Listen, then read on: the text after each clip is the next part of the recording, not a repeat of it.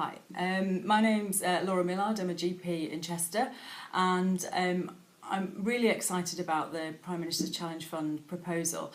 I think as a GP in Chester, you know, we have worked hard to try and improve our services for really, you know, the people I'm focusing on are the frail elderly population, which is, I think, is probably the most difficult and urgent situation we've got, because these people are, you know, there's so many more of them, and they're getting much you know, more difficult to manage with all their other health problems at home. So I think we've come as far as we can in terms of the CCG's work in trying to improve services for this group of patients, but we really need some help to get this going.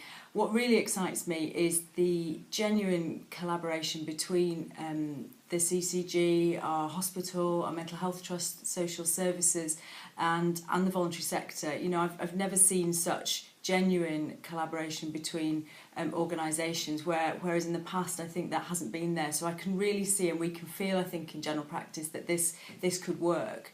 And I'm very much bought into the vision of, you know, the West Cheshire Way, which is very much more community focused. And the situation really we want to change is where I'm on a visit to an elderly patient on a Friday afternoon, Friday evening, for example. They've gone off their legs, and at the moment, I mean, we've done good things with a service called Hospital at Home, which would be an option to admit them to. But if that's full, there really isn't any other option but to send these patients into hospital. And that is not the best place for them. They often have a distressing time, and their health deteriorates, and they're in a worse position when they come out. So we really need to work hard with all of our different organisations to create a brilliant service for these people. It's a growing number of people, and my team at my practice and in our cluster of practices are really passionate about getting that service sorted, where the culture is to community care is best, keep these people at home in their homes, and it should be standard practice. We should all be having conversations with these people, with their families, in a sort of organised, planned way for when they do deteriorate, because it's going to happen at some point, and what is their preferred option. But I mean, there's no point having that conversation unless we've got the services in place in the community and the staff to go in and look after them in their home to avoid a hospital admission.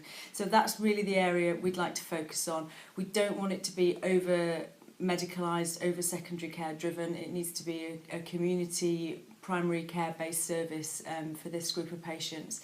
And I really hope that with this money we can find the time and the headspace to, you know, to build on the work we've already done with these organisations and get these services up and running. And I think it would be very satisfying for patients and for health professionals to see these sort of patients managed in a much more appropriate way.